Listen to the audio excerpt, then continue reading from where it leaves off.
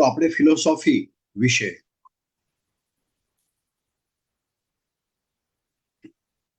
વાત કરીશું આજે.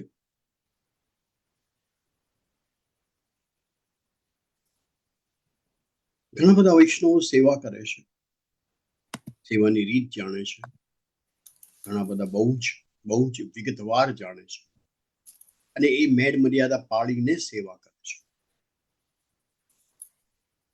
પણ સેવા શા માટે કરવાની, એ જો પ્રશ્ન પૂછવામાં આવે તો મોટાભાગના વૈષ્ણવો પાસેથી સાચો જવાબ, સારો જવાબ, સરખો જવાબ મળતો નથી. આપણે જોઈએ કે શા માટે. પરબ્રહ્મ પરમાત્મા શ્રી કૃષ્ણ પુષ્ટિ ભક્તિ માર્ગના આરાધ્ય છે અને આ કારણે પુષ્ટિ સેવા એટલે કૃષ્ણ સેવા. આપણે એને શ્રીનાથજી સ્વરૂપે એની સેવા કરીએ છીએ, એને આપણે આરાધ્ય માનીએ છીએ. શ્રી ગોવર્ધનનાથજી, શ્રીનાથજી છે એ કૃષ્ણનું જ સ્વરૂપ, કૃષ્ણનું જ એક ફોર્મ છે અને માટે હું હંમેશા કૃષ્ણ શબ્દ વાપરું છું. લાખો વૈષ્ણવો પુષ્ટિ સેવા, કૃષ્ણ સેવા કરે છે. ઘણા વૈષ્ણવો બહુ ઉત્તમ રીતે પુષ્ટિ સેવા, કૃષ્ણ સેવા કરે છે. જેમ મેં કહ્યું એમ કૃષ્ણ સેવા કેવી રીતે કરવી એની વૈષ્ણવને સમજ હોય છે, ઓછી વધતી સમજ હોય છે. પરંતુ શ્રી મહાપ્રભુજીએ વૈષ્ણવોને શા માટે કૃષ્ણ સેવા કરવાનું સૂચન કર્યું છે એ વિશે ભાગ્યે જ કોઈ વૈષ્ણવને સાચી સમજ છે. શા માટે શ્રી મહાપ્રભુજીએ આટલા મહાન ફિલોસોફર, મહાન ગુરુ, સ્કોલર જેને કહી શકાય હિન્દુ ધર્મના, એમણે શા માટે કૃષ્ણ સેવા કરવાનું સૂચન કર્યું છે? બે સૂચન કર્યા છે, કૃષ્ણ સેવાના કૃષ્ણ કથા આપણે પણ જોઈશું. તો શા માટે કર્યું છે?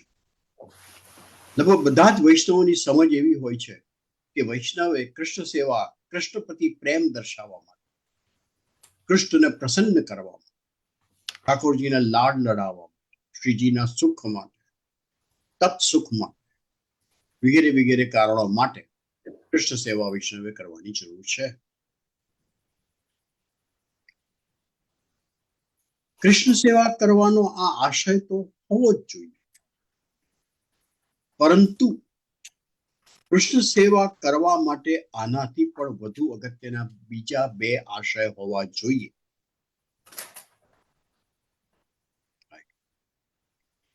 જેની ભાગ્યે જ કોઈને સમજ છે. સાંભળતા હોય છે, વાંચતા હોય છે, પણ એને પ્રોપરલી આઈડેન્ટિફાય નથી કરી શકતા, એને કેટેગરાઇઝ નથી કરી શકતા. તો આજે આપણે સમજવાની કોશિશ કરીશું કે કૃષ્ણ સેવા શા માટે કરવાની. પુષ્ટિ ભક્તિ માર્ગ હિન્દુ સનાતન ધર્મનો એક સંપ્રદાય છે, જેને કહી શકાય કે હિન્દુ સનાતન ધર્મનું એક ઇન્ટરપ્રિટેશન છે જે શ્રી મહાપ્રભુજીએ કરેલું છે. પુષ્ટિ ભક્તિ માર્ગ હિન્દુ સનાતન ધર્મ છે શું? એ દરેકને એટલા બધા આધ્યાત્મિક માર્ગ હિન્દુ સનાતન ધર્મમાં છે જે બીજા કોઈ ધર્મમાં નથી. અને માટે હું વારંવાર કહું છું મારા વાર્તાલાપમાં કે હિન્દુ સનાતન ધર્મ જેવો ડેમોક્રેટિક, લોકશાહી ધર્મ કોઈ છે જ નહીં. અલગ આધ્યાત્મિક માર્ગ, જેનામાં બુદ્ધિ શક્તિ વધારે છે જ્ઞાન માર્ગ, જેનામાં શરીર શક્તિ વધારે છે એના કર્મ માર્ગ, રાજયોગ માર્ગ, ધ્યાન યોગ માર્ગ, અને જેનામાં ભાવના શક્તિ વધારે છે, ભાવ શક્તિ વધારે છે. બુદ્ધિ શક્તિ અને શરીર શક્તિની સરખામણી એમના માટે ભક્તિ યોગ અલગ અને એમાં પછી ઘણા બધા પ્રકાર છે. તો એ હિસાબે પુષ્ટિ ભક્તિ માર્ગ એ હિન્દુ સનાતન ધર્મનો જ એક અંતરંગ ભાગ છે. આપણે હિન્દુથી જુદા નથી, આપણે હિન્દુ પહેલા છીએ અને પછી વૈષ્ણવ છીએ. તો શ્રી મહાપ્રભુજીએ જે હિન્દુ ધર્મના પાંચમા આચાર્ય કહેવાય છે નહીં, છે જ, અને આચાર્ય એ કે જેમણે આચાર્યની પદવી એને મળે, આચાર્યનું તકલ્લુસ જેને કહેવાય, બિરુદ એને મળે જેમણે બ્રહ્મસૂત્ર ઉપર પોતાની આગવી ટીકા કરી, શ્રી મહાપ્રભુજીએ જે કરી છે, જેને શુદ્ધ અદ્વૈતવાદ, શુદ્ધાદ્વૈતવાદ એ નામ પછી પડ્યું, પણ શુદ્ધ અદ્વૈતવાદ તો આપણે સમજીએ. અને એ શુદ્ધ અદ્વૈતવાદની જે ફિલોસોફી શ્રી મહાપ્રભુજીએ ડેવલપ કરી, વેદ, બ્રહ્મસૂત્ર, ભગવદ્ ગીતા ના આધારે અને શ્રીમદ ભાગવત ચારના પ્રમાણ ઉપર જે એમણે એ ફિલોસોફી ડેવલપ કરી, એ ફિલોસોફીની પ્રેક્ટિકલ એપ્લિકેશન એટલે પુષ્ટિભક્તિ. તે બંને વચ્ચે એક સંધાન તો હોવું જ જોઈએ, અનુસંધાન હોવું જોઈએ, એક રિલેશનશિપ હોવી જ જોઈએ. તો એ રિલેશનશિપ શું છે એ સમજવાની કોશિશ કરી. શુદ્ધ અદ્વૈતવાદ આપણે ટૂંકાણમાં સમજીશું, આપણે બહુ ઊંડા નહીં ઉતરીએ એની અંદર. આપણે પંડિતાઈની વાતો નથી કરવાના, આપણે સમજવાની કોશિશ કરવાની છે. બહુ જ સામાન્ય લેવલ પર સરળતાથી એને સમજવાની કોશિશ કરવાની છે. અદ્વૈત એટલે શું? બીજું નહીં, બે નહીં, અને બે નહીં એટલે ત્રણ નહીં, ચાર નહીં, બધું એમાં આવી ગયું. એક જ, સમાન જ, એ શબ્દો પણ વાપરી શકાય. પણ અદ્વૈત, દ્વૈત એટલે બે. તો અદ્વૈત એટલે જે બે નથી, અલગ નથી, સમાન છે. તો શું સમાન છે? તો બ્રહ્મ, પરબ્રહ્મ કહો કે બ્રહ્મ, પરમાત્મા કૃષ્ણ જે પરબ્રહ્મ છે, બ્રહ્મ છે. તો એ પરબ્રહ્મ તથા જીવ અને પરબ્રહ્મ અને જગત એ અલગ નથી. પરબ્રહ્મના જ, પરબ્રહ્મનું જ રૂપ જીવ છે, એનો જ અંશ છે જીવ, અને એના જ વિવિધ રૂપ રીતે જગત છે. પરબ્રહ્મ અને પુરુષ કહીએ તો એની જે પ્રકૃતિ છે, પ્રકૃતિમાંથી જગત ઉત્પન્ન થયું છે. જગત એટલે આપણી આસપાસના જડ પદાર્થ, જડ સૃષ્ટિ, અને જીવ સૃષ્ટિ જે જીવંત છે, આપણે બધા પ્રાણીઓ, પક્ષીઓ, પશુઓ, પંખીઓ વગેરે વગેરે, ઝાડ પાન બધું જ. તે બધું જ કૃષ્ણના જ અલગ અલગ વિવિધ રૂપ છે, જીવ હોય કે જગત. અને એમાં એક સમાનતા છે, કૃષ્ણના જ અલગ અલગ રૂપ છે. આપણે એકબીજાને ઓળખીએ છીએ. હું માનું કે હું હસમુખ છું અને સેજલબેન છે કે બીજા કોઈ છે. આપણે આપણામાં અને બીજામાં એક ભેદ સમજીએ. કૃષ્ણના માટે એ ભેદ નથી. તો એ ભેદ સમજવો એ શા માટે આપણે સમજીએ છીએ એકબીજા પર? આપણે આપણામાં અને અન્ય વ્યક્તિઓમાં, અને પુરુષ સ્ત્રીના ભેદભાવની વાત નથી કરતો, અન્ય વ્યક્તિઓ, અન્ય મનુષ્યો, અન્ય પ્રાણીઓ, બધા વચ્ચે આપણે ભેદ સમજીએ છીએ. આપણે બધાથી આપણી જાતને અલગ ગણીએ છીએ. તો જો કૃષ્ણના જ બધા રૂપ હોય તો આપણે એકબીજાને અલગ કેમ ગણીએ છીએ? જન્મ્યા ત્યારથી જ આપણે એકબીજાને અલગ ગણતા આવ્યા છે. હું એટલે હું, અને તું એટલે તું, તમે એટલે તમે, આ એટલે આ. આપણને એમાં અદ્વૈત દેખાતું નથી. કૃષ્ણ માટે છે. કૃષ્ણ માટે બધા જ, હું હોય કે સેજલબેન હોય કે ગમે તે હોય, એ બધા જ કૃષ્ણના જ રૂપ છે, વિવિધ રૂપ છે. માત્ર શ્રી મહાપ્રભુજી કૃષ્ણનું રૂપ છે એવું નથી. આપણે બધા જ કૃષ્ણનું રૂપ છે, માત્ર આપણને ભાન નથી, જ્ઞાન નથી, એનો અનુભવ નથી. શ્રી મહાપ્રભુજીને હતો, એમને અનુભવ હતો, એમને જ્ઞાન હતું કે પોતે કૃષ્ણ સ્વરૂપ છે, કૃષ્ણનું જ એક રૂપ છે. અવતાર શબ્દ અહીંયા વાપરતો નથી. તો આપણને એ અનુભવ કેમ થતો? એ નથી થતો, એ પણ કૃષ્ણની જ લીલા છે. કારણ કે એમણે આપણને પ્રગટ કરીને, આપણને જન્મ આપીને આપણા ઉપર માયાનું આવરણ ઓઢાડ્યું છે. શ્રી મહાપ્રભુજી પણ કહે છે અને શ્રી કૃષ્ણ પણ ભગવદ ગીતામાં કહે છે કે આ માયાનું આવરણ છેદવું, આ માયાની સરહદ પાર કરવી કઠિન છે. અને માયાના કારણે આપણામાં અહંકાર ઉત્પન્ન થાય છે અને અહંકારના કારણે આપણામાં માલિકી ભાવ ઉત્પન્ન થાય છે. પુષ્ટિમાનના બે શબ્દો વાપરું તો અહંતા અને મમતા.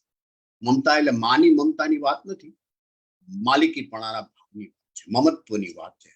અહંકાર અને મમત્વ, અહંતા અને મમતા. મમતાને કોઈ પ્રેમ સાથે સંબંધ નથી. આ મમતા શબ્દ, આ મમતા શબ્દને માલિકીપણાના ભાવ સાથે સંબંધ છે. તો હું છે તો મારું છે, એ જે અહંકાર આપણામાં છે, જે કૃષ્ણની જ માયા શક્તિના કારણે છે, એના જ કારણે આપણે આપણી જાતને તો કૃષ્ણના અંશ તરીકે ઓળખી નથી શકતા, અનુભવી નથી શકતા, અન્યને પણ નથી અનુભવી શકતા, કારણ કે આપણે આપણી જાતને આવી રીતે અનુભવી નથી શકતા. તો એનો અર્થ એવો થયો, અને આપણે જો આપણી જાતને કૃષ્ણ તરીકે, કૃષ્ણના રૂપ તરીકે, કૃષ્ણ તરીકે નહીં, કૃષ્ણના અંશ તરીકે જો અનુભવી શકે, તો એ જ કૃષ્ણનો સાક્ષાત્કાર થયો. કારણ કે કૃષ્ણના અંશ રૂપે આપણામાં જે જીવાત્મા ને અંતરાત્મા જે છે, આપણામાં બે આત્મા છે. આપણે એની વાત કરીશું ડિટેલમાં પછી, પ્રોબ્લી નેક્સ્ટ ટાઈમ. તો આપણામાં જે અંતરાત્મા અને જીવાત્મા છે, એ કૃષ્ણના જ અંશ છે. પરબ્રહ્મ પરમાત્મા કૃષ્ણના જ અંશ છે. અને જો પરબ્રહ્મ પરમાત્મા પ્રેમ સ્વરૂપ છે, એ માત્ર પ્રેમ છે, એક સત્ય છે, તો આપણા અંતરાત્મા અને જીવાત્મા પણ પ્રેમ જ છે. નિષ્કામ પ્રેમ. આપણે નિષ્કામ પ્રેમનું જ સ્વરૂપ છે, પણ આપણે કરી શકતા નથી નિષ્કામ પ્રેમ. કારણ કે કૃષ્ણની જ માયાના કારણે આપણામાં અહંકાર છે અને આપણામાં માલિકીપણાનો ભાવ છે. તો એનો અર્થ એવો થયો કે આપણા અને કૃષ્ણ અનુભવની વચમાં, આપણા અને કૃષ્ણની વચમાં જે દિવાલ ઊભી છે, એક અહંકારની દિવાલ ઊભી છે, મમત્વની દિવાલ ઊભી છે. હું હોય તો મારું હોય, એટલે બેઝિકલી અહંકારની દિવાલ ઊભી છે. તો એ અહંકારની દિવાલ તોડવી કેવી રીતે? અહંકાર જે આપણામાં છે એનો નાશ કેવી રીતે? અને નાશ થાય તો જ આપણને કૃષ્ણના પ્રેમનો અનુભવ થાય, આપણને કૃષ્ણનો અનુભવ થાય, ત્યાં સુધી ન જ થાય. શ્રી મહાપ્રભુજી સંસારની એક બહુ સરસ વ્યાખ્યા કરે છે એમના શુદ્ધ અદ્વૈતવાદ. બ્રહ્મે જીવને સર્જન કર્યું, જગતનું સર્જન કર્યું, તો એ બંને સત્ય છે. જીવ સત્ય છે, જગત સત્ય છે. પણ સંસારનું એની વ્યાખ્યા કરે છે એવી રીતે કે મનુષ્ય એટલે કે આપણે આપણા અહંકાર અને મમત્વના કારણે, માલિકીપણાના ભાવના કારણે આપણી આસપાસ જે આપણું વિશ્વ ઊભું કર્યું છે, જગત ઊભું કર્યું છે, એનું નામ સંસાર. અને એ સંસાર આપણે ઊભો કર્યો છે, માટે મિથ્યા છે, એ સત્ય નથી. આપણા અહંકારના કારણે આપણે આસપાસ આપણે સંસાર ઊભો કરીએ છીએ. મારું ઘર, મારી ગાડી, મારી મિલકત, મારા પૈસા, મારી સંપત્તિ, મારી પત્ની, મારો પતિ, મારા બાળકો, એમની પણ જે કંઈ આપણે જે કંઈ સિદ્ધિ મેળવી હોય તો કે આપણી સિદ્ધિ, રાઈટ. આપણા બાળકોની જે સિદ્ધિ મેળવી એ પણ આપણે આપણી જાતને ક્રેડિટ આપી દઈએ કે હા, મેં ભણાવ્યા ગણાવ્યા માટે એમને સિદ્ધિ મળી. મંદિરમાં કામ કરતા હોઈએ ત્યારે કે મંદિરને બી એમ કે ચલો પ્રગતિશીલ બન્યું તો કે હા, મારા કારણે. આપણે આપણા અહંકાર અને માલિકીપણાના કારણે આપણે એક સંસાર ઉભો કર્યો છે. અને આપણે ઉભો કર્યો છે, ભગવાને ઉભો નથી કર્યો, કૃષ્ણે ઉભો નથી કર્યો આ સંસાર. માટે એ સંસાર મિથ્યા છે, સત્ય નથી. જીવ સત્ય છે, જગત સત્ય છે, બ્રહ્મ, કારણ કે બ્રહ્મ સત્ય છે અને બ્રહ્મના કારણે જીવ અને જગતનું સર્જન થયું છે. સંસારનું સર્જન આપણા કારણે થયું છે, માટે એ સત્ય નથી, મિથ્યા છે. એ સંસારને તોડવાનો છે. અને સંસાર ત્યારે જ તૂટે, એ સંસારની પકડમાંથી આપણે છૂટવાનું છે. અને ત્યારે જ થાય કે જ્યારે આપણો અહંકાર તૂટે, આપણી માલિકીપણાની ભાવના. અને અહંકાર તોડવાનું કામ કેવી રીતે કરવું, એનું સાધન શ્રી મહાપ્રભુજીએ બતાવ્યું, કૃષ્ણ સેવા.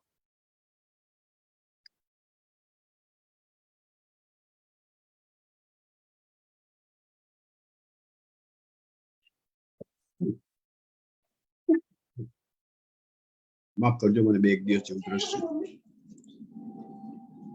એનું આપણા અહંકાર અને મમત્વ એ તોડવાનું સાધન બતાવ્યું, કૃષ્ણ સેવા.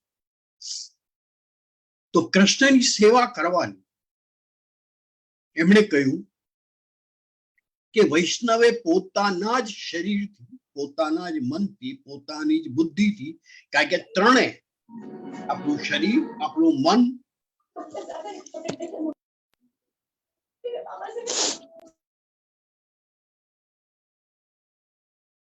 આપણું શરીર, આપણું મન અને આપણી બુદ્ધિ, એ ત્રણે આપણા અહંકારના પાયા છે. એના ઉપર આપણો અહંકાર ઉભો હોય છે. આપણી બુદ્ધિ, આપણું શરીર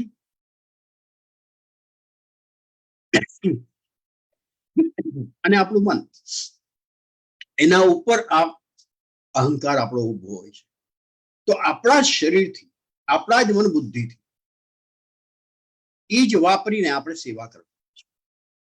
અને આપણી સંપત્તિ ઉપર આપણો માલિકી ભાવ. તો આપણી પોતાની સંપત્તિ વાપરીને જ કૃષ્ણ સેવા કરવાની છે, જે ગૃહ સેવાની વાત છે. હું મંદિર સેવાની વાત નથી કરતો, એ વિષય અલગ છે, આપણે જોઈશું. તો કૃષ્ણ સેવા એ કેવું ઉત્તમ સાધન છે, જેનો આશય હોવો જોઈએ, 3 આશય હોવા જોઈએ. એક આશય આપણો અહંકાર તોડવાનો, બીજો આશય આપણું મમત્વ તોડવાનો, એટલે કે માલિકીપણાનો ભાવ તોડવાનો, અને ત્રીજો આશય કૃષ્ણ જેવો નિષ્કામ, નિસ્વાર્થ પ્રેમ કરતા શીખવાનો. માત્ર કૃષ્ણને જ પ્રેમ કરવાની પ્રેક્ટિસ નહીં, આપણી આજુબાજુ કૃષ્ણના જે કોઈ સર્જન છે, જે કોઈ આપણા પરિચયમાં આવતા, પરિચયમાં નહીં આવતા જે કોઈ સર્જન છે, એ બધા તરફ નિષ્કામ પ્રેમ કરતા શીખવું. આ 3 આશય કૃષ્ણ સેવાના હોવા જોઈએ. આટલા માટે કૃષ્ણ સેવા કરતા. કૃષ્ણ સેવા કરતા કરતા આપણે આપણો અહંકારનો નાશ કરવાનો છે, આપણા મમત્વનો નાશ કરવાનો છે, એટલે કે માલિકીપણાના ભાવનો નાશ કરવાનો છે, અને નિષ્કામ, નિસ્વાર્થ પ્રેમ કરતા શીખવાનું છે, જે આપણને આવડતું નથી. સેવા કેવી રીતે કરવાની, ભગવાનને, ઠાકોરજીને શું ભોજન ધરાવવાનું, એ બધી વાતો અગત્યની છે, પણ ગૌણ છે. એટલી મહત્વની નથી જેટલી આ 3 વાત મહત્વની છે. અહંકાર નાશની, મમત્વ નાશની, અને નિષ્કામ, નિસ્વાર્થ પ્રેમ કરતા શીખવાનું. વૈષ્ણવે આ કરવાની જરૂર છે, અને આટલા માટે કૃષ્ણ સેવા કરવી. એટલા માટે કહ્યું છે કે તનુ વિત્તજા સેવા કરવાની છે. તનુજા અને વિત્તજા 2 અલગ અલગ નહીં, તનુ વિત્તજા સેવા. એટલે મંદિરમાં સેવા કરે ન ચાલે, ઘરની સેવા, ઘરે કૃષ્ણ સેવા, અને કૃષ્ણ ઉપર જ ધ્યાન હોવું, બીજા કોઈ ઉપર નહીં.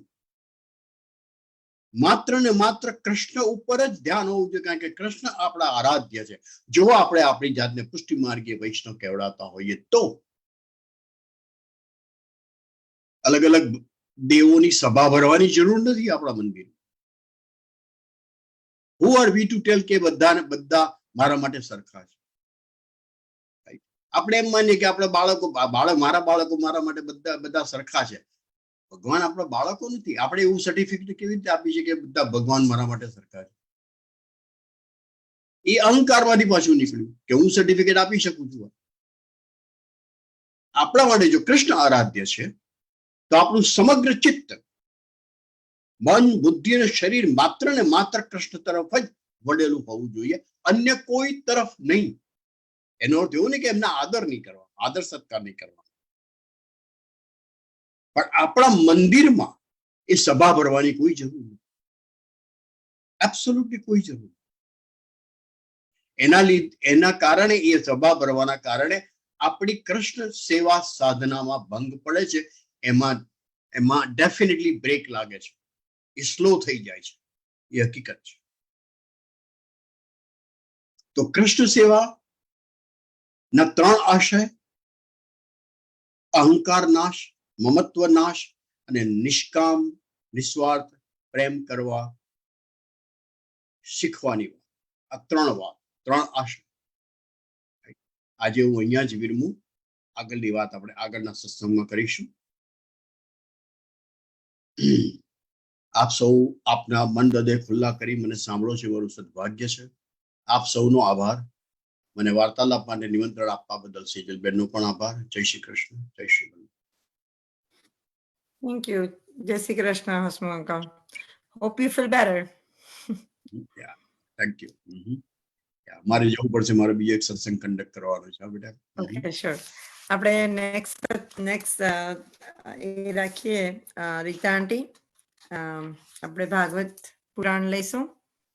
જય શ્રી કૃષ્ણ રીતા આંટી. જય શ્રી કૃષ્ણ. જય શ્રી કૃષ્ણ. આપણો તો ગ્રંથનો સત્સંગ છે એટલે ચાલુ જ રહેશે રીડિંગ. તો ભાગવત પુરાણ આપણે ચાલુ કરીએ આજે. ભાગવત પુરાણ આજથી ચાલુ કરીએ.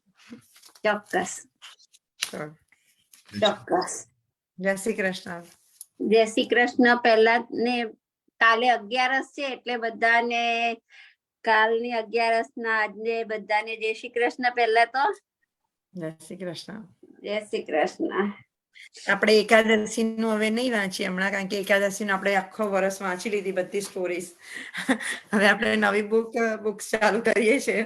આજથી ભાગવત ચાલુ કરીશું. અને મને તો મારી ઈચ્છા છે કે આપણે જલ્દી શિવ પુરાણ પણ ચાલુ કરીએ, કારણ કે મને પણ જાણવું છે શિવજી અને લાલનનું એટલી મસ્ત લીલાનું વર્ણન બધું બુક્સમાં કરવામાં આવ્યું છે.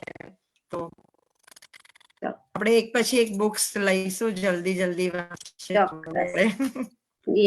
ગો હેડ. શ્રી ગણેશાય નમઃ. શ્રી સરસ્વતી નમઃ. શ્રી ગુરુભ્યો નમઃ. શ્રી ભગવતે વાસુદેવાય નમઃ. ભાગવત નું રહસ્ય. ભાગવત નો ઉદ્દેશ્ય અને તેનું મહાત્મ્ય. સચ્ચિદાનંદ રૂપાય વિશ્વોત્પત્યાદિ હેતવે તાત્પત્ર વિનાશાય શ્રી કૃષ્ણાય વયમ નમો. મનુષ્ય અવતાર પ્રભુને પ્રાપ્ત કરવા માટે છે.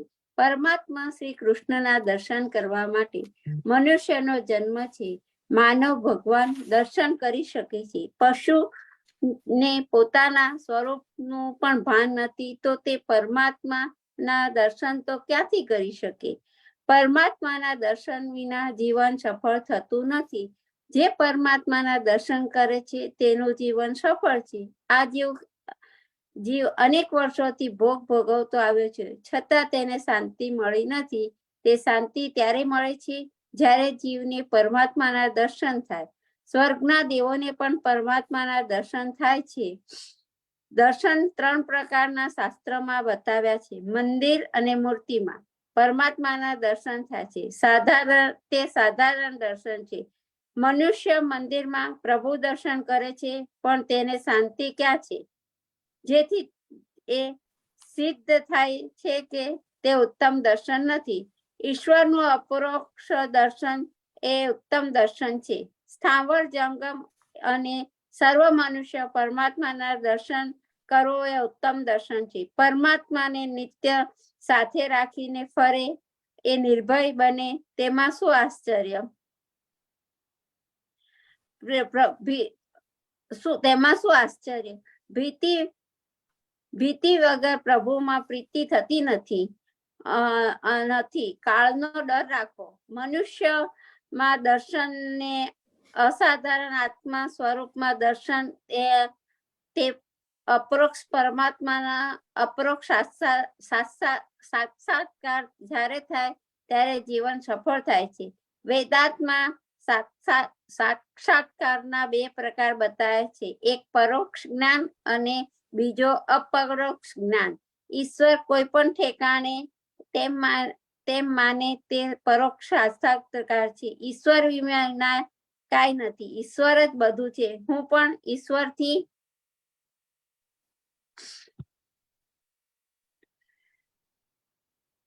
અલગ નથી, એ ઈશ્વરનો અપરોક્ષ સાક્ષાત્કાર છે. હું પોતે બ્રહ્મ છું એવું જ્ઞાન થાય તે સાક્ષાત્કાર થયો તેમ કહેવાય.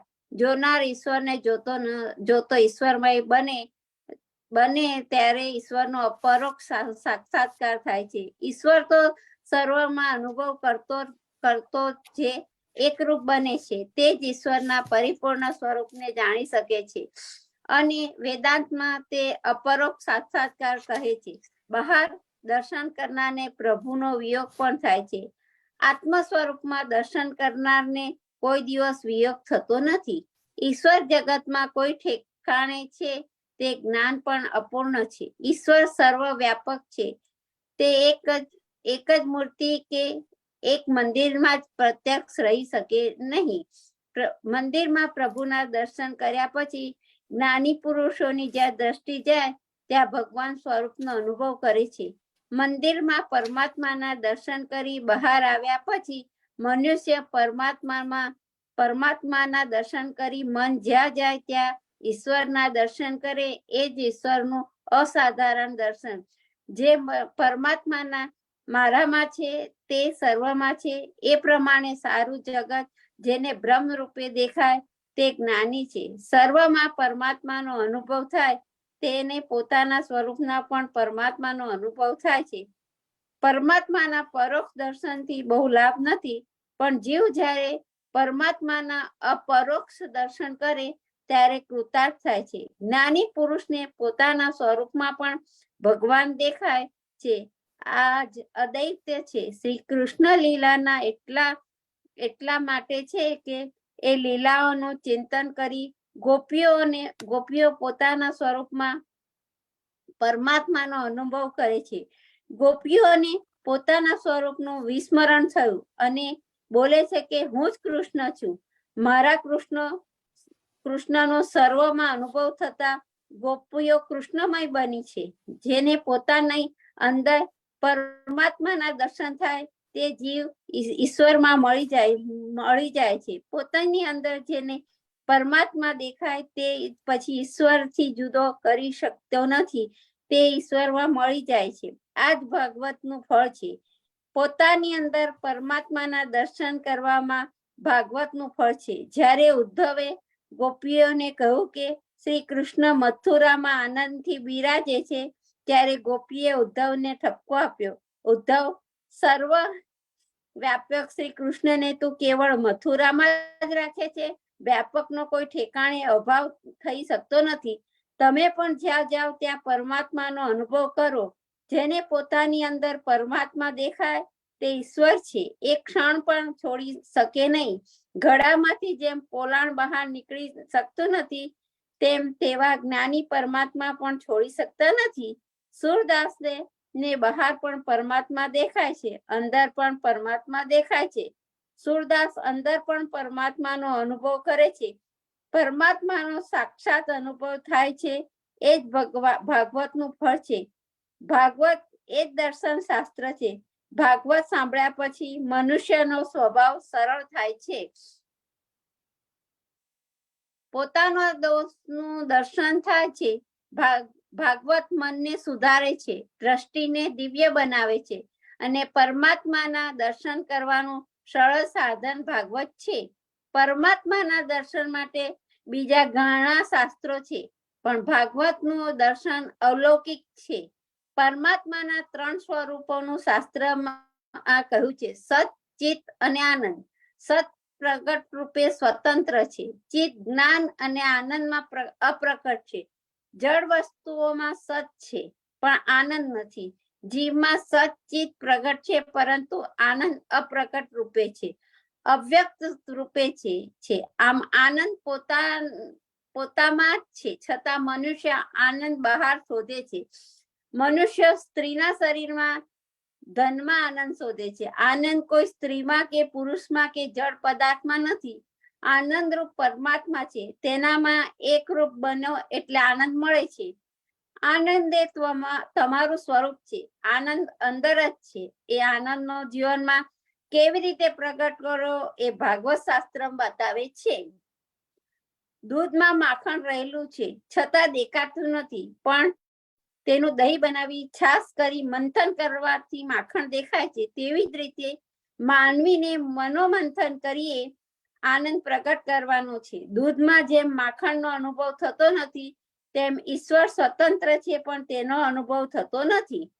જે ઈશ્વર છે તે ઈશ્વરને ઓળખવાનો પ્રયત્ન કરતો નથી, તેથી તેને આનંદ મળતો નથી.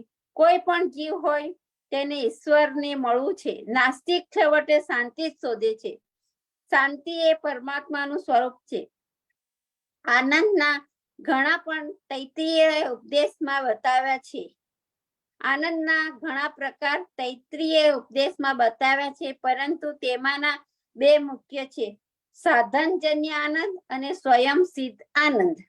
સાધનજન્ય આનંદ વિષયજન્ય આનંદ સાધનજન્ય એ વિષયનો નાશ થતા તે આનંદનો નાશ થશે. યોગીઓ પાસે કઈ હોતું નથી, તેમ છતાં તેઓ આનંદ છે. તે બતાવે છે કે આનંદ અંદર છે.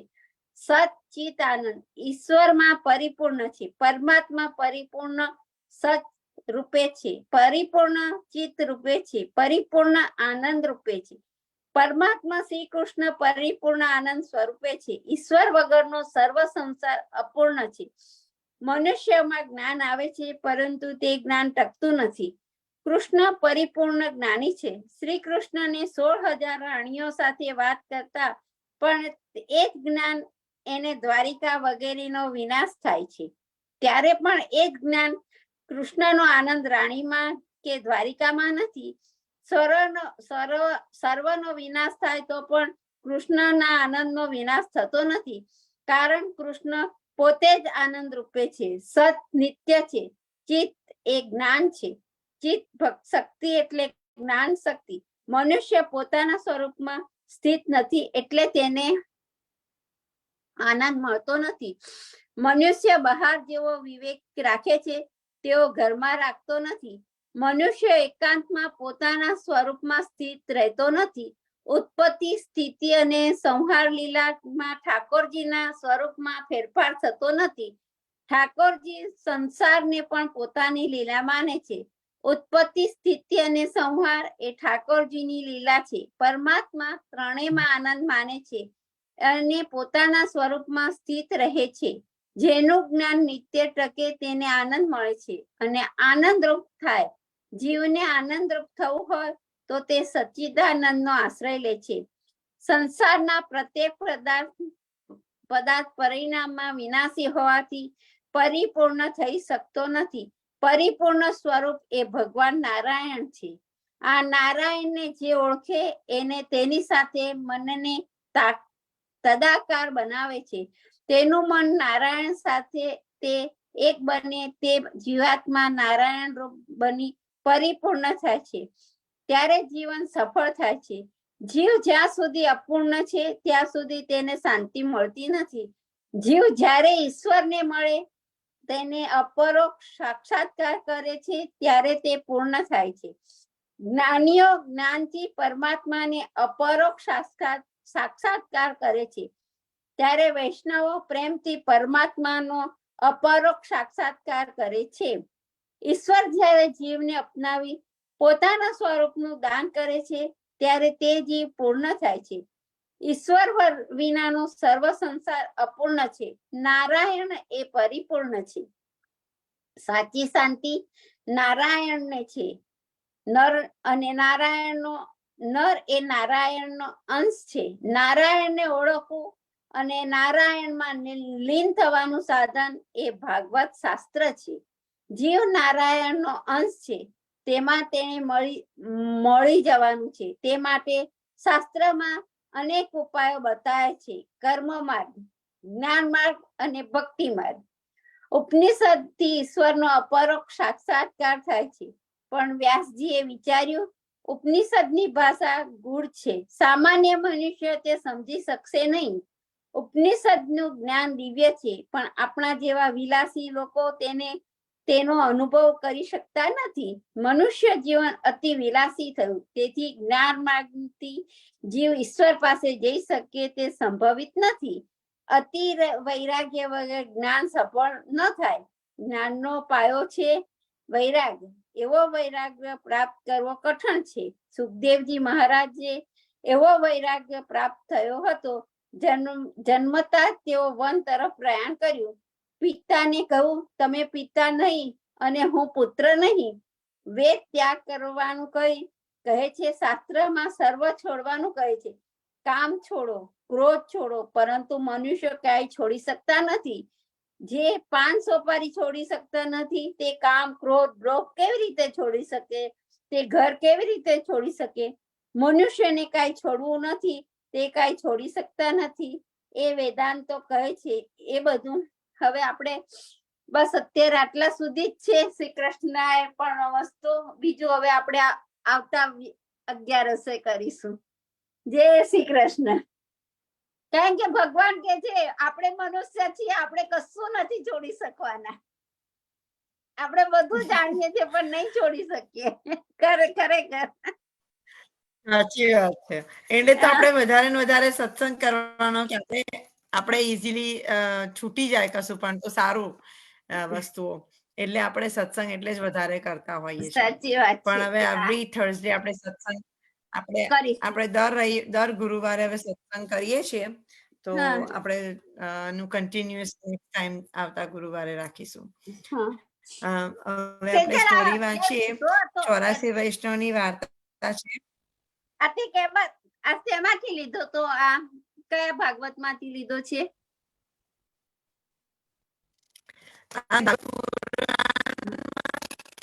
અમારા ભાગવત મારી પાસે છે ને, ડોંગરેજી મહારાજ નું ભાગવત છે. મારી પાસે પણ ડોંગરેજી મહારાજ નું જ છે.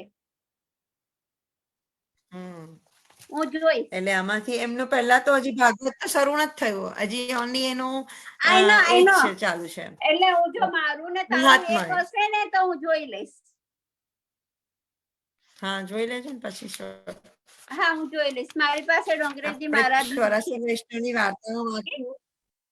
ચાલ, જય શ્રી કૃષ્ણ. ચક્ષુષ આવી હોય તો એ 84 વૈષ્ણવની વાર્તા વાંચી શકશે એવી છે? એ નથી આવી બકા, એ નથી આવી. રીટાંડી ચક્ષુષા છે ત્યાં? નથી. જગન્નાથ સ્થાને, ઓકે, જગન્નાથ થાનેશ્વરના હવે શ્રી આચાર્યજી મહાપ્રભુજીની સેવક, તમને લોકોને સંભળાય છે? ઓકે. હવે શ્રી આચાર્યજી મહાપ્રભુજીની સેવક જગન્તાનંદ સારસ્વત બ્રાહ્મણ થાનેશ્વરના વાસી, તેમની વાર્તાનો ભાવ કહીએ છીએ. ભાવ પ્રકાશ એ જગન્નાથ ભામા સખી, જે શ્રી સ્વામીજીની સખી છે, તેમની સખી છે. લીલામાં એમનું નામ માધુરી છે. એ થાનેશ્વરમાં એક બ્રાહ્મણને ઘરે જન્મ્યા. તે વર્ષે 12ના થયા ત્યારે કાશીમાં થઈ વિદ્યા ભણ્યા. વર્ષ 12 કાશીમાં રહી વિદ્યા અને શ્રી ભાગવતમ ભણ્યા. પછી થાનેશ્વરમાં આવી સરસ્વતી નદીના ઉપર શ્રી ભાગવતની કથા કહેતા. તેમાં એમની જીવિકા નિર્વાહ લાયક ચાલી જતી. એક વખત થાનેશ્વર શ્રી આચાર્યજી પધાર્યા. ત્યારે પ્રાતઃકાળની સંધ્યા કરી બિરાજ્યા હતા. એટલામાં જગતાનંદ આવી સરસ્વતીમાં નહાઈ શ્રી ભાગવતની કથા કહેવા લાગ્યા. ત્યારે શ્રી આચાર્યજી મનમાં વિચાર્યું કે આ જગદાનંદ દેવી જીવ અમારો છે, એની અંગીકાર કરવો, એમ વિચાર કરીને જગદાનંદની સન્મુખ જઈ આ બિરાજ્યા. ત્યારે જગદાનંદે જાણ્યું કે કોઈ પંડિત બ્રાહ્મણ છે. ત્યારે જગદાનંદે એક શ્લોક શ્રી ભાગવતનો વેણુ ગીતનો કહ્યો. પ્રાયો ભ્રાતંબ્ય ગયા. એ શ્લોક કહી પછી એનો અર્થ કરી શ્રી આચાર્યજીને પૂછ્યું કે આ પ્રમાણે જ અર્થ છે કે કઈ બીજો છે? ત્યારે શ્રી આચાર્યજી કહે, આ શ્લોકમાં અનેક ભાવો છે, બહુ જ અર્થો છે, આવડતા હોય તો કહો. ત્યારે જગતાનંદે કહ્યું, મહારાજ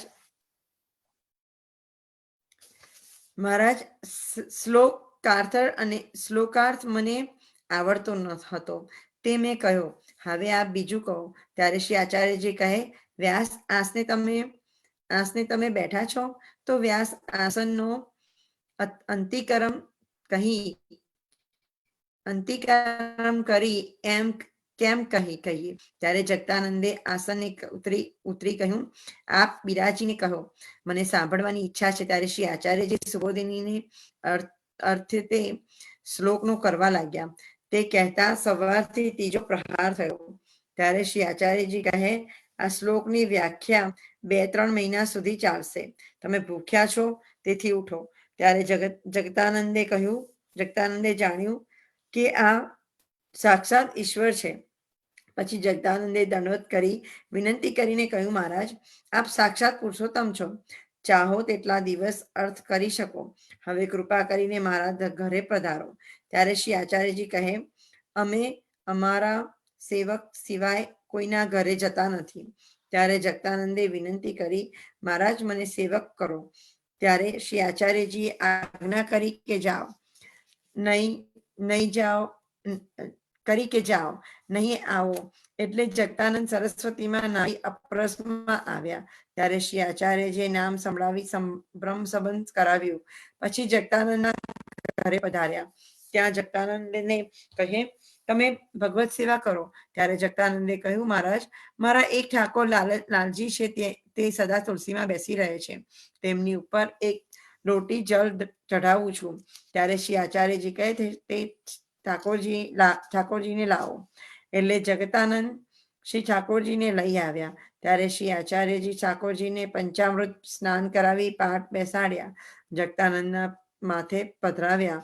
પોતે જગતાનંદના ઘરે પાક સામગ્રી કરી શ્રી ઠાકોરજીને ભોગ ધર્યો. પછી પોતે ભોજન કરી જગતાનંદને જૂઠણની પાતળ ધરી. હવે રાત્રિએ શ્રી આચાર્યજી આ શ્લોક કહ્યો, પઠન્ય પ્રયત્નને સંહેતુ વિવચિત્રમ વૃત્યથ નેત યુંજિત પ્રાણો કંઠ ગતેરપી.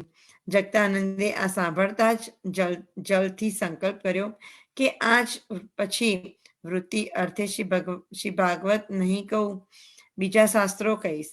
ત્યારે શ્રી આચાર્યજી કહે, શ્રી ભાગવતને કહીને જીવિકા કદીએ ન કરવી, પ્રાણ જાય તો ભલે જાય. આ પ્રકારે જગતાનંદના ઘરે રહી પુષ્ટિમાર્ગની રીતે સેવાની શીખવી. પોતે પૃથ્વી પરિક્રમાએ પધાર્યા. ત્યારે જગતાનંદ મન લગાડીને ભગવત સેવા કરવા લાગ્યા. બીજા પુરાણની કથા, મહાભારત આદિ કહેતા, તેનાથી જીવિકા કરતા. પછી ભગવત સેવા કરતા. કેટલાક દિવસમાં શ્રી ઠાકોરજી સાનું ભાવ જળાવવા લાગ્યા. તે જગતાનંદ મહાન ભગવતીય હતા. તેમની વાર્તા ક્યાં સુધી કહીએ? Very nice, thank you. આપણે નેક્સ્ટ આપણે ગીતાજીના શ્લોકમાં ચેપ્ટર 12મા અધ્યાયમાં આવી ગયા છે. તો આપણે 12મા અધ્યાયની શરૂઆત આજે કરશે નીતાબેન શાહ. નીતા શાહ. જય શ્રી કૃષ્ણ નીતાબેન. શ્લોક નંબર 1, 12મા અધ્યાયનો પહેલો શ્લોક તમે ચાલુ કરશો. જય શ્રી કૃષ્ણ. જય શ્રી કૃષ્ણ. સર્વે વૈષ્ણવ. બોલવામાં ભૂલચાક થાય તો માફ કરજો. એવં સતત યુક્તમ યે ભક્તા સત્વામ પર્યુપસેત એ ચાપ્ય ક્ષણમવ્યકર્તમ તેષાં કે યોગ વિત્તમા. એનો અનુવાદ છે. અર્જુને પૂછ્યું, જેઓ સતત આપની ભક્તિમય સેવામાં લાગેલા રહે છે અને જેઓ અવ્યક્ત નિર્વિશેષ બ્રહ્મની ઉપાસના કરે છે, આ બેમાંથી વધારે પૂર્ણ સિદ્ધ કોને માનવા? ભાવાર્થ: કૃષ્ણ હવે આકાર, નિરાકાર અને વિશ્વરૂપ વિશે સમજૂતી આપી ચૂક્યા છે અને બધા પ્રકારના ભક્તો તથા યોગીઓનું વર્ણન પણ કરી ચૂક્યા છે. સામાન્ય રીતે અધ્યાત્મવાદીઓને બે વર્ગોમાં વહેંચી શકાય છે: નિર્વિવેશવાદી અને સગુણવાદી. સગુણવાદી ભક્ત પોતાની સમગ્ર શક્તિથી પરમેશ્વરની સેવા કરે છે. નિર્વિશવાદી પણ પ્રકૃતિમાં પરોવાય છે. તે કૃષ્ણની પ્રત્યક્ષ રીતે સેવામાં નહીં, પરંતુ અવ્યક્ત નિર્વેશ બ્રહ્મનું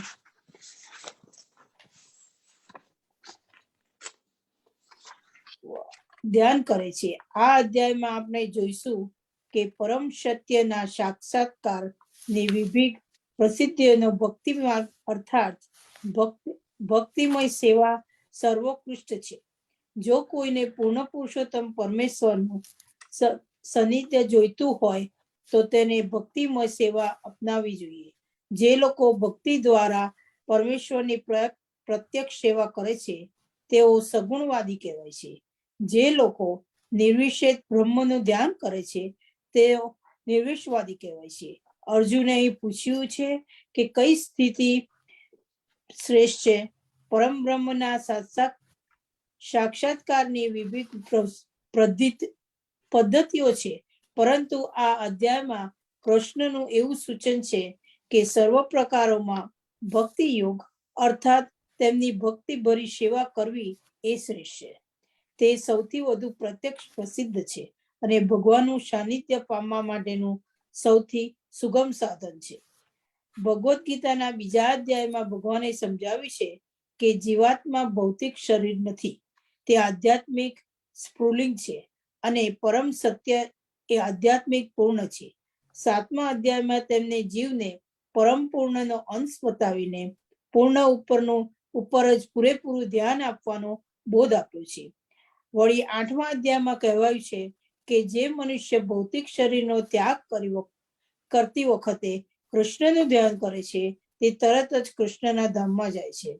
અને 6ઠા અધ્યાયના અંતમાં ભગવાને સ્પષ્ટ શબ્દોમાં કહ્યું છે કે જે યોગી પોતાના અંતઃકરણમાં નિરંતર કૃષ્ણનું ચિંતન કરે છે તે સૌ યોગીઓમાં પરમ પૂર્ણ ગણાય છે. આ પ્રમાણે લગભગ દરેક અધ્યાયનો નિષ્કર્મ એ જ છે કે મનુષ્ય કૃષ્ણના સાકાર રૂપમાં જ અનુરક્ત થવું જોઈએ, કારણ કે એ જ સર્વશ્રેષ્ઠ આધ્યાત્મિક સાક્ષાત્કાર છે. અલબત્ત એવા લોકો પણ હોય છે કે જેઓ કૃષ્ણના સાકાર રૂપ પ્રતિ અનુરક્ત થતા નથી. તેઓ એવા દંડપણે અળગા રહે છે કે ભગવદ્ ગીતાનું ભાષ્ય કરવામાં પણ તેનો અન્ય લોકોને કૃષ્ણથી દૂર રહેવા માંગે છે અને તેમની સર્વ ભાવના નિર્વિશેષ બ્રહ્મ જ્યોતિ તરફ વળે છે. તેઓ પરમ બ્રહ્મના નિરાકાર પાસાનું ધ્યાન કરવાનું પસંદ કરે છે કે જે ઇન્દ્રિયાતીત છે તથા અવ્યક્ત છે. એ રીતે વસ્તુત આધ્યાત્મવાદીઓના બે વર્ગો છે.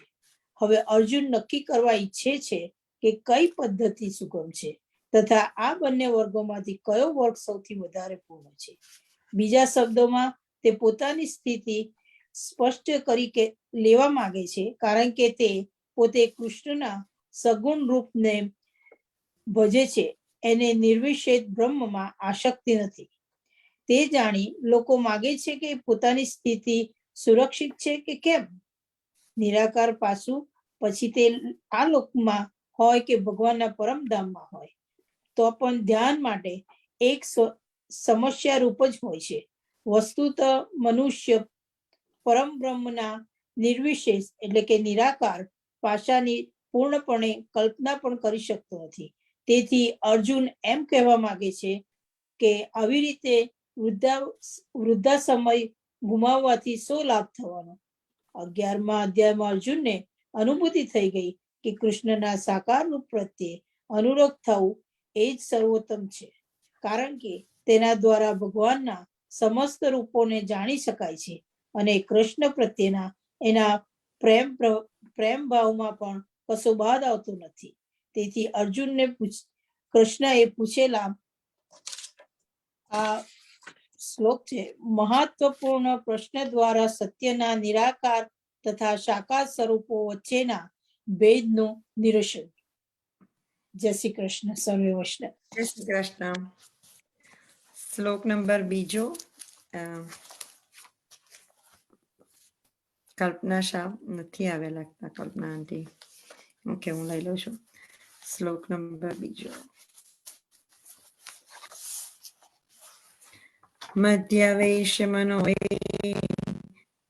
મધ્યવેશ મનોએમાં નિત્યયુક્તા ઉપાસતે શ્રદ્ધ્યા પર્યોપેતાસ્તે મે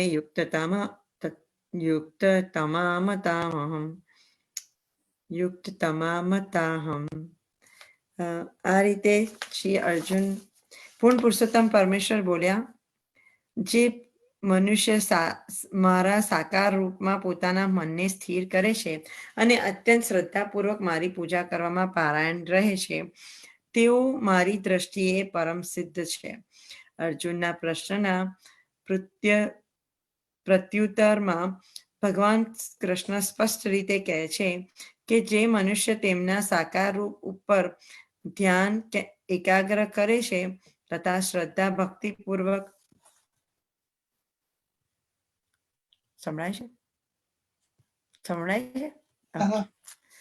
શ્રદ્ધા ભક્તિપૂર્વક તેમની પૂજા કરે છે, તેને યોગમાં સર્વાધિક સિદ્ધ ગણવો જોઈએ.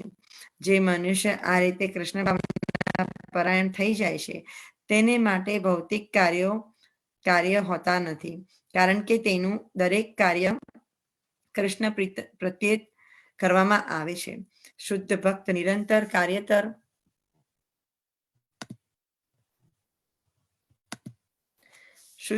નિરંતર કાર્યતર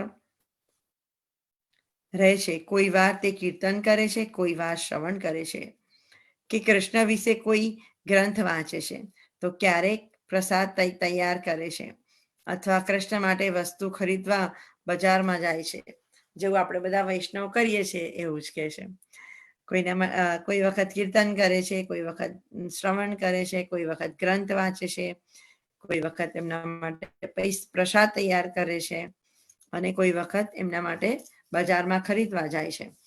તો કોઈ વખતે મંદિરમાં સફાઈ કરે છે, અથવા તો કોઈ વાસણ માંજે છે. તે જે કંઈક કરે છે તેમાં તે કૃષ્ણ સંબંધી પ્રવૃત્તિ કર્યા સિવાય અન્ય કોઈ કાર્યમાં એક ક્ષણ પણ નકામી જવા દેતો નથી. આવું કર્મ પૂર્ણ સમાધિ કહેવાય છે. જય શ્રી કૃષ્ણ. Very beautiful. બહુ મસ્ત શ્લોક હતો, શોર્ટ અને સ્વીટમાં. શ્લોક નંબર 3 અને 4 આઈ થિંક દીપિકાબેન તમે કરો છો. જય શ્રી કૃષ્ણ. જય શ્રી કૃષ્ણ દીપિકાબેન. તમે મ્યુટ પર છો. હા, મ્યુટ પર છે. અનમ્યુટ કરજો ને. જય શ્રી કૃષ્ણ. 3 અને 4 ભગવાન વાચે એત્વ અક્ષરમ નિર્દેશ્યમ અવ્યક્તમ પર્યુપાસતે સર્વત્ર ગમ ચિંતવ્યમ કૂટસ્યમ અચલમ ધ્રુવમ સન્નિયમ ઇન્દ્રિયગ્રામમ સર્વત્ર સમબુદ્ધય તે પ્રાપ્નુવન્તિ મામેવ સર્વભૂત હિતે રતા.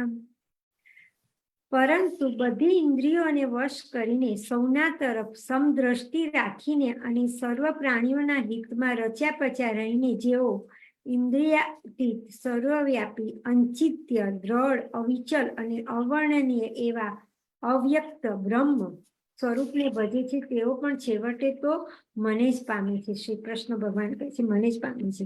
જેઓ સીધા કૃષ્ણ ભગવાનને ભજતા નથી પણ પરોક્ષ રીતે અવ્યક્તની ઉપાસનાથી પરમ ભક્તિને પામવા માટે પ્રયત્ન કરે છે, તેઓ પણ છેવટે કૃષ્ણને પામે છે.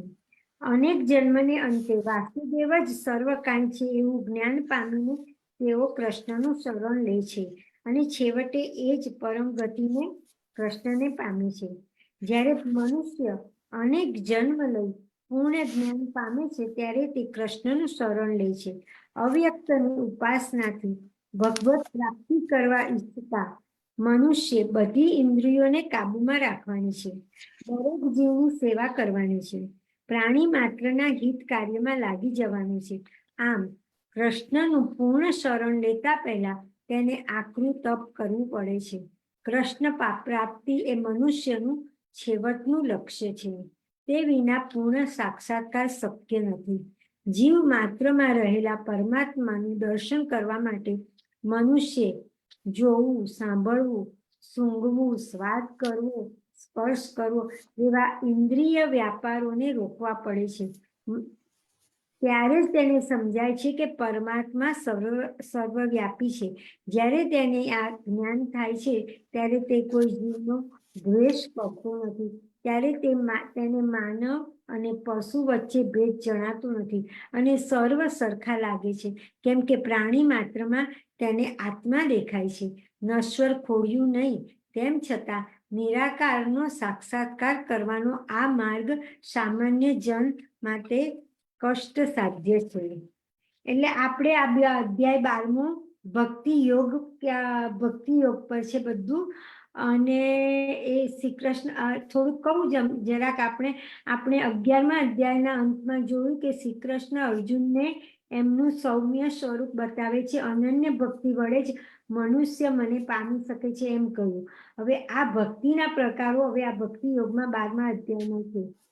એટલે બીજી રીતે કહીએ તો વિશ્વરૂપનું દર્શન કર્યું પછી હવે આ અધ્યાય એ મહત્વનું એક એ રીતે છે કે શ્રી કૃષ્ણ અને અર્જુનને હવે પ્રેમની લાગણી ઘણી દેખાય છે. અને અધ્યાય 2 થી 6 સુધી શ્રી કૃષ્ણે વધારે નિર્ગુણ નિરાકાર રૂપનું મહાત્મ્ય સમજાવ્યું. ત્યાર પછી અધ્યાય 7મા થી 11મા સુધી સગુણ સાકાર સ્વરૂપ વિશે થોડી ઘણી ચર્ચા થઈ. અને વળી 11મા અધ્યાયમાં જો અર્જુને વિશ્વરૂપ દર્શન જોઈ આશ્ચર્યમાં ગરકાવ થઈ ગયો. એટલે આ અધ્યાયમાં પહેલા શ્લોકમાં અર્જુનની શ્રી કૃષ્ણને વિનંતી છે કે નિરંતર આપમાં જોડાયેલા ભક્તો આપને સગુણ સાકાર સ્વરૂપ ઉપાસે છે, પણ કેટલાક ભક્તો એવા છે કે આપના અવિનાશી અવ્યક્ત નિર્ગુણ નિરાકાર સ્વરૂપની ઉપાસના કરે છે. અને તેઓમાં ઉત્તમ યોગ વેદતા ભક્ત કોણ? તો શ્રી કૃષ્ણ આ પ્રશ્નનો સીધો જવાબ તરત આપતા નથી, પણ પહેલા ભક્તિ અને ઉપાસનાનું રહસ્ય સમજાવે છે અને કહે છે કે નિત્ય મારામાં મન જોડી મારામાં પારાયણ થઈ અને મારી ઉપર પરમ શ્રદ્ધાથી મારી ઉપાસના કરે છે એને હું મારો શ્રેષ્ઠ ભક્ત યોગી ગણું છું. ત્યાર પછી આપણે આ જે શ્લોક 3 જોયો એ શ્રી કૃષ્ણ નિર્ગુણ ભક્તો કેવા હોય છે એનો નિર્દેશ કરે છે. અને એમના શબ્દોમાં બધી ઇન્દ્રિયોનો સંયમ કરી સર્વમાં સમબુદ્ધિ ધારણ કરનારા અને સર્વ પ્રાણીઓના હિતમાં લાગેલા જે મનુષ્યો મારા નિર્વિકાર, અવર્ણનીય, અવ્યક્ત, સર્વવ્યાપક, અચિત્ય, સર્વસાક્ષી, અચળ, અવિનાશી સ્વરૂપની ઉપાસના કરે છે તેઓ મને પામે છે.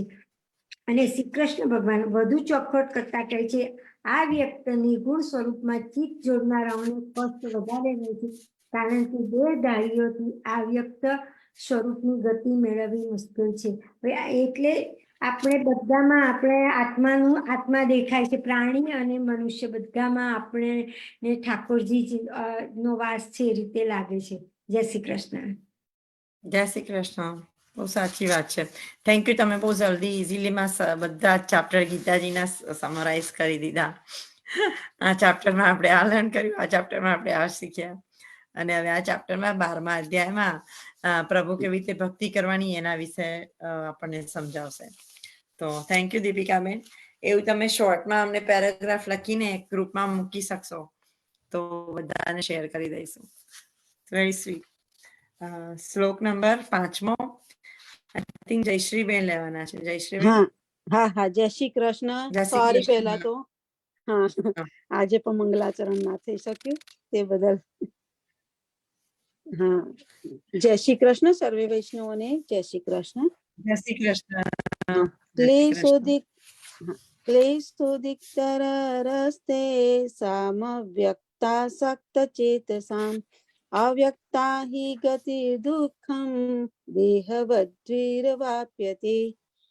એનો અનુવાદ છે કે જે મનુષ્યના મન પરમેશ્વરના અવ્યક્ત નિર્વિશેષ પાશા પ્રત્યે આસક્ત હોય છે તેમને માટે પ્રગતિ કરવાનું અત્યંત કષ્ટપ્રદ હોય છે. દેહધારીઓ માટે તે ક્ષેત્રમાં પ્રગતિ સાધવી એ હંમેશા દુષ્કર હોય છે. તેનો ભાવાર્થ છે કે અધ્યાત્મવાદીઓનો જે સમૂહ પરમેશ્વરમાં અવ્યક્ત, અચિંત્ય, નિરાકાર પાશાના માર્ગને અનુસરે છે તેઓ જ્ઞાન યોગી કહેવાય છે. અને જે મનુષ્ય પૂર્ણપણે કૃષ્ણ ભાવના પરાયણ રહીને ભક્તિભરી સેવા કરવામાં લાગેલા રહે છે તેઓ ભક્તિ યોગી કહેવાય છે. અહીં જ્ઞાન યોગ તથા ભક્તિ યોગ વચ્ચેનો તફાવત સ્પષ્ટ રીતે દર્શાવાયો છે કે જ્ઞાન યોગની પદ્ધતિ મનુષ્યને અંતે સમાન લક્ષ્ય સુધી દોરીને લઈ જાય છે, છતાં તે અત્યંત કષ્ટદાયક હોય છે. જ્યારે ભક્તિ યોગનો માર્ગ પૂર્ણ પુરુષોત્તમ પરમેશ્વરની પ્રત્યક્ષ સેવા કરવાનો હોવાથી એમને લીધે સુગમ બને છે, સુગમ હોય છે અને દેહધારી માટે સ્વાભાવિક પણ છે. વ્યક્તિગત આત્મા અનાદિકાળથી દેહધારી છે. સૈદ્ધાંતિક દ્રષ્ટિએ તેને માટે આ સમજવું અત્યંત અઘરું છે કે તે પોતે શરીર નથી. તેથી ભક્તિ યોગી ભગવાન કૃષ્ણના અર્ચા વિગ્રહને પૂજનીય તરીકે સ્વીકારે છે, કારણ કે તેના મનમાં અમુક દૈહિક ખ્યાલ દ્રઢપણે રહેલો હોય છે અને તેનો આ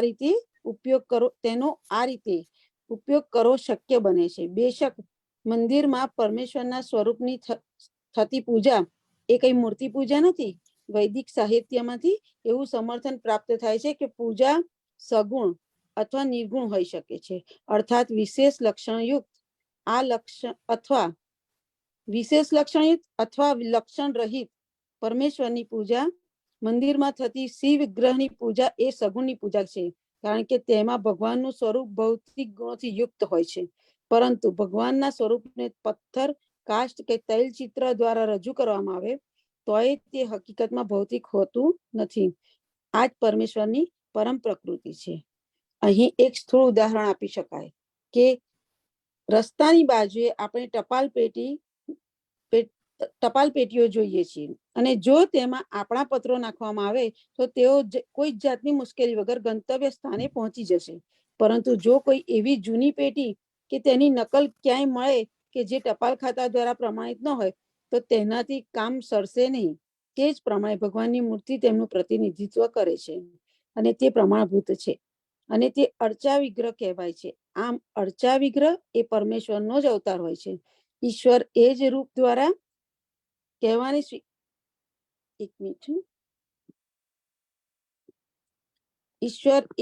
દ્વારા અર્ચા વિગ્રહ દ્વારા ભક્તની સેવા કરવાનો સ્વીકાર કરે છે, જે દેહધારી બદ્ધ જીવાત્માને માટે સુવિધાજનક બની રહે છે. આ પ્રમાણે માટે ભગવાનના શરણે પ્રત્યક્ષ તથા તત્કાળ પહોંચી જવામાં કોઈ મુશ્કેલી પડતી નથી. પરંતુ જે લોકો આધ્યાત્મિક સાક્ષાત્કાર માટે નિર્વિશેષ માર્ગને અનુસરે છે તેમને માટે સાધનાનો માર્ગ મુશ્કેલ હોય છે. તેમને ઉપનિષદો જેવા વૈદિક સાહિત્યના માધ્યમથી અવ્યક્ત સ્વરૂપને સમજવું પડે છે. તેમને ભાષા શીખવી પડે છે, ઇન્દ્રિયાતીત અનુભૂતિને સમજવાની હોય છે અને આ સર્વ પ્રક્રિયાઓ સિદ્ધ કરવાની હોય છે. આ બધું એક સામાન્ય માણસ માટે સરળ હોતું નથી. કૃષ્ણ ભાવનામૃતમાં ભક્તિપરાયણ થયેલ મનુષ્ય માત્ર સદગુરુના માર્ગદર્શન દ્વારા, માત્ર અર્ચા વિગ્રહને નિત્ય નમસ્કાર દ્વારા, માત્ર ભગવાનનો મહિમા નિત્ય સાંભળીને અને માત્ર ભગવાનને અર્પણ કરેલા અન્નના શેષના ભોજન દ્વારા ભગવાનને બહુ સરળતાથી સમજી શકે છે.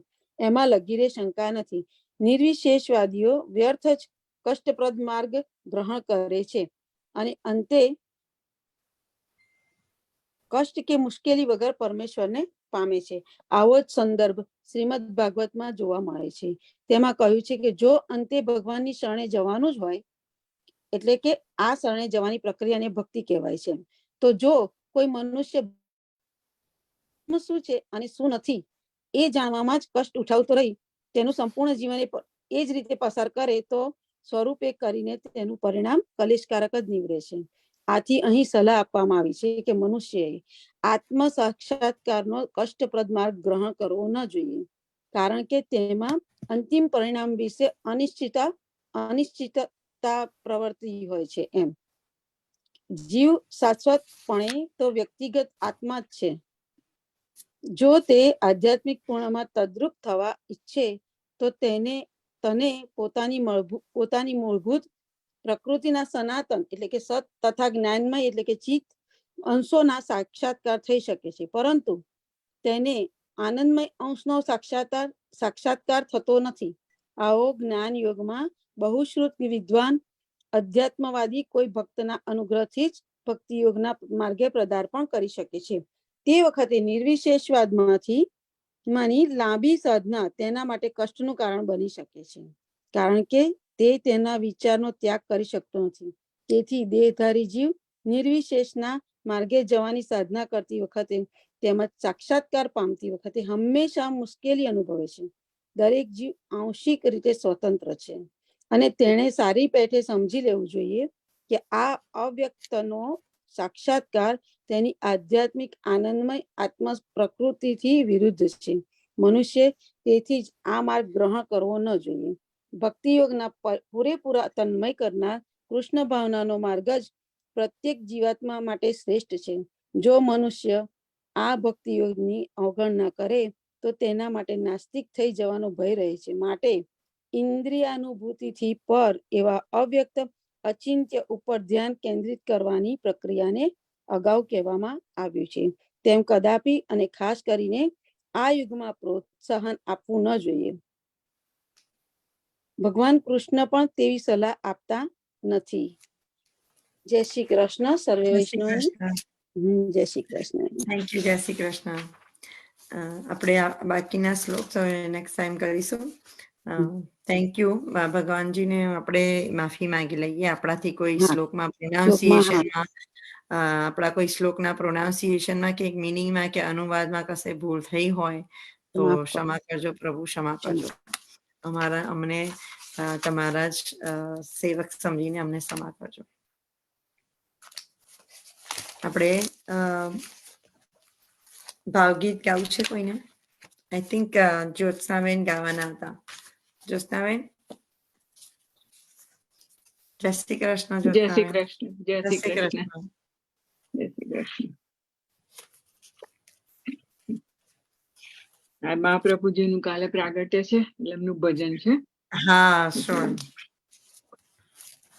હો રે તારું ચંપારણ ગાજે, હો રે તારું ચંપારણ ગાજે, ચંપારણ ગાજે તારું ગોકુળિયું ગાજે, હો રે, હો રે તારું ચંપારણ ગાજે. પ્રગટ્યા છે આજે પ્રભુ ચંપારણ ધામમાં, આનંદ થઈ રહ્યો છે ઘરે ઘરે ગામમાં. એ ગન ગના ગન ગન ગના ગન નગારા વાગે રે, હો રે, હો રે તારું ચંપારણ ગાજે. કુમકુમ કેસરના સાથિયા પુરાવ્યા, આસો પાલવના તોરણ બંધાવ્યા.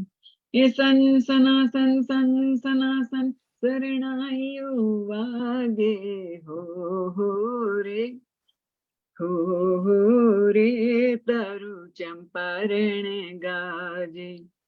સાવરે સોનાના પારણા બંધાવ્યા, માતા ઈલમાં ગારું પારણે ઝુલાવે. એ જન જના જન જન જના જન કાંસિયા વાગે, હો રે, હો રે તારું ચંપારણ ગાજે. આજે આનંદ ઉત્સવ થાય ઉમંગમાં, દર્શન કરવાને ભક્તો જાય તે ધામમાં. એ નાચી કૂદીને વૈષ્ણવ તાળીઓ રે પાડે, હો રે, હો રે તારું ચંપારણ ગાજે. શ્રી ગોવર્ધન વલ્લભ એક સ્વરૂપ છે, પ્રગટ્યા ભૂતલ પર દૈવી જીવ માટે.